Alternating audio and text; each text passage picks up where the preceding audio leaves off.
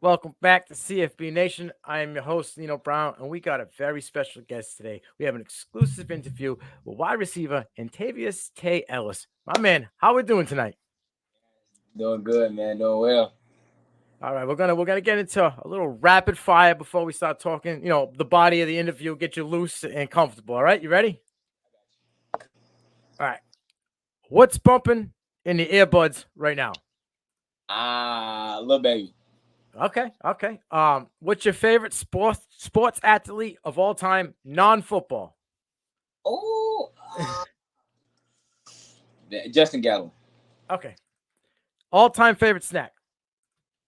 Hot fries. Oh, all right. Favorite color. Ooh, purple. Oh, I like that. I see you. Visor or no visor? Definitely visor. All right.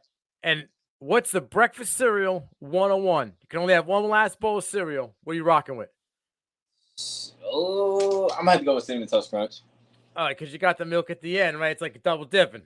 Yeah, All right. Let's get into it. I mean, I know you're a busy guy. We just want to say I appreciate you taking time out of your schedule to talk with us over at CFB Nation. We greatly appreciate it. got you.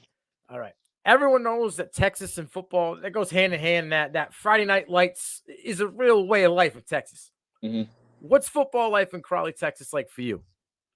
Man, it's just the atmosphere is so crazy. Growing up in Arkansas, man, I moved here when I was 8, so I really didn't know any tradition about football. I didn't really know about the Texas football until I really stepped on the scene in 8th grade, and then just being in big, gigantic stadiums, and then man, just playing varsity my freshman year. Boy, it was crazy. I gotta go. I gotta ask, Arkansas or Texas? If you had to pick, who you a fan of more?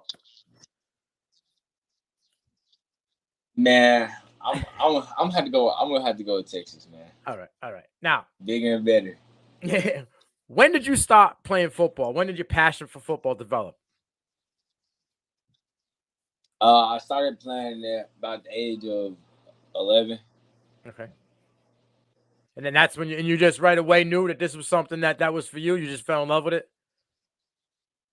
I not really. I had a lot of bumps and trials down the road. I mean, just starting off on the bench. Really, I didn't really get to play any receiver until I was about in the 7th, 8th grade. That's when I really stepped on the scene as in playing in receiver. But when I first started, I was on the bench, and when I got in the game, I played lineman. Oh, okay. All right. And all of a sudden, coach saw your skills and was like your athleticism. Like, we gotta move this guy out wide. Man, I wish it was like that. I transferred teams in Pee Wee. Went to the Colts. I played a little bit of tight end. Still was on the line blocking. And as soon as I came to Crowley, Texas, my middle school year, that's when I really started playing receiver. All right. So it's only been a couple of years, and you've kind of crashed to it, and it's kind of taken off. I mean, Crowley High School. Just talk about last year alone. Crowley High School is a successful 3A Texas football program, and it had a rough 3-year run there, but you finished this year 7-4, right? Best since 2019. Talk to me about your freshman season and what it meant to you. Man, it was amazing being in just a gigantic stadium and just scoring my first touchdown against Birdville my freshman year. I can't when I came out, man, I was really doubting myself. It was something I really wasn't used to, learning all the plays and stuff, and just getting my feet wet. But after my second, third game, man, I was just rolling. I knew that I belonged. All right, now talk to me about head coach Lynn and what he means to you and to that football team. Man, Coach Lynn, man, amazing coach, man. Coach Lynn always preaches DPS, District Playoff State Championship, man. The season don't start for us until the first, second round of the playoffs. That's where we're trying to make it. And that's what he's been preaching to us since we came to Crowley. He wants us to all buy in. So we all bought in this year, went 7-4, and man, we're trying to go 10-0 this year. I love it. I love the mindset. As a freshman, right, you were second in yards with 708. You were third in touchdowns with 7, but you were first in yards per catch with close to 20 yards, with 19.7 to be exact. Man, that is one hell of a freshman season, especially since you've only been playing football for like 4 years, 3 to 4 years before that. What's one thing that you're working on this off season? Because I see you grinding every day to better your craft and continue success into your sophomore year. Man, really just getting more separation against the DBs, man. You can never have too much separation. So when I work my craft, one day I'll get 10 yards of separation against a great DB. I know I have to come back out there and get either 20 yards or 30 yards. I'm always better in my craft, getting my forward right. I have a trainer. His name is D-Rob, the best trainer in Texas. So we go out there, man, and we get right every week. Talk to us about D-Rob. I see the videos out there, man. That guy puts you through the gauntlet. Those workouts seem rigorous. Talk to me a little bit about him. Man, Coach D-Rob, amazing trainer. He really cares about his players. You know, when I do something wrong, he critique it, and I go back and do it again. If I do something good, he critique it, and we go back and do it again. We always doing a drill again and again and again, so I have it perfect. I mean, he want it. We preach train like a pro. So I want to be a pro, and I train just like a pro. I'm not the average high school student athlete. One thing I always talk about is off the line. I always say in like a podcast, I appreciate a receiver that has a good A step off the line, and I feel like D-Rob is one of those guys that he's rigorous about. Make sure you get that instant separation, you get that good A step off the line, and that's one thing I love about him. It kind of drew me in. Saw you there, then that was it. Once I saw you, I started doing a little more research. I'm like, all right, this is my guy. I'm gonna get him early, and we're gonna put him out there. You know, what are some college players or maybe some NFL players that you might model your game after, and why? Right now in college, I model my game after Buka and really Marvin Harrison Jr. when he was in college at Ohio State. NFL, I model my game after Tyreek Hill and Devontae Smith. Okay, all right, get that speed, get that physical to you, and be able to get them contested catches and score a touchdown. I like it. Um, you currently hold 23 offers, damn near every Texas school right now, heading into your sophomore season, including an offer just recently on June 17th from the Ohio State University. What was that experience like, and how has this recruit process been? It's only early. It's only 1 year in the books here, but what's it been like for you so far?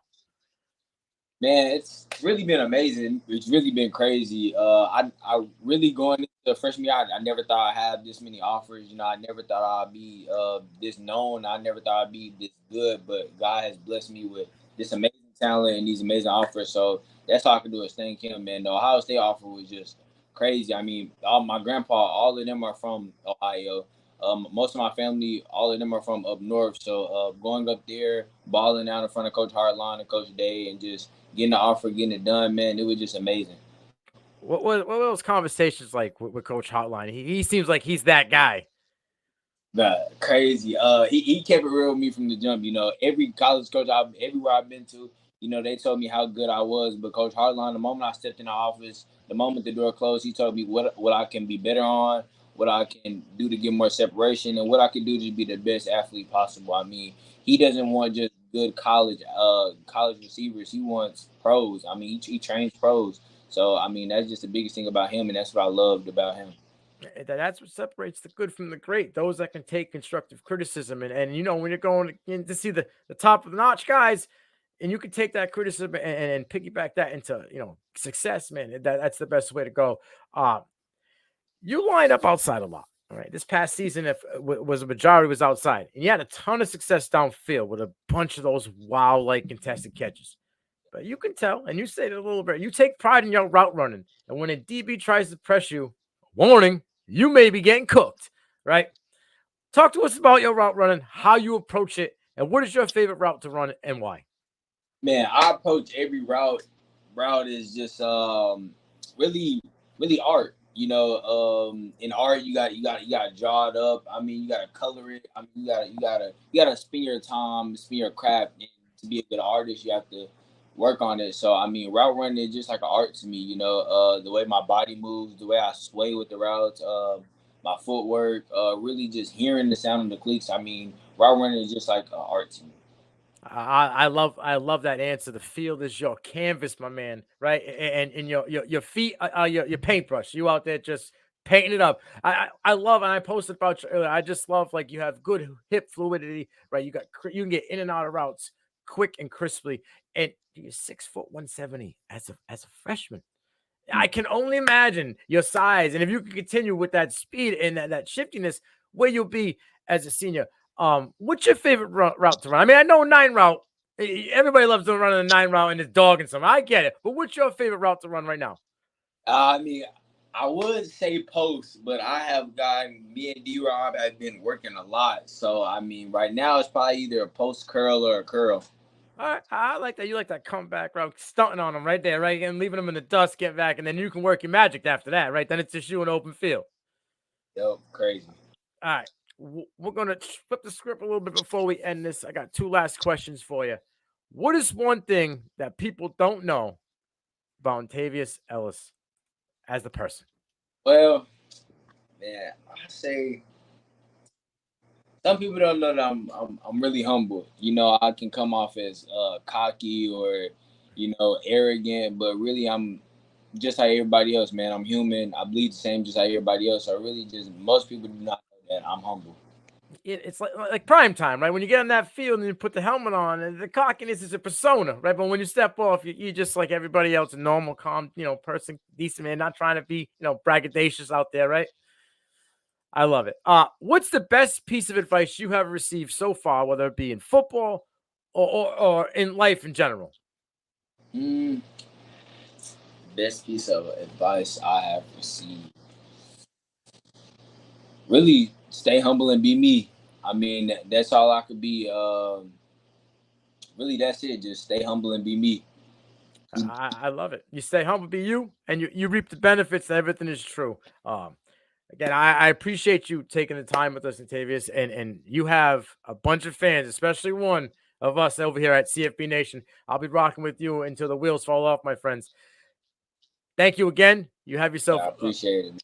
A good night, and I appreciate you doing this interview with us.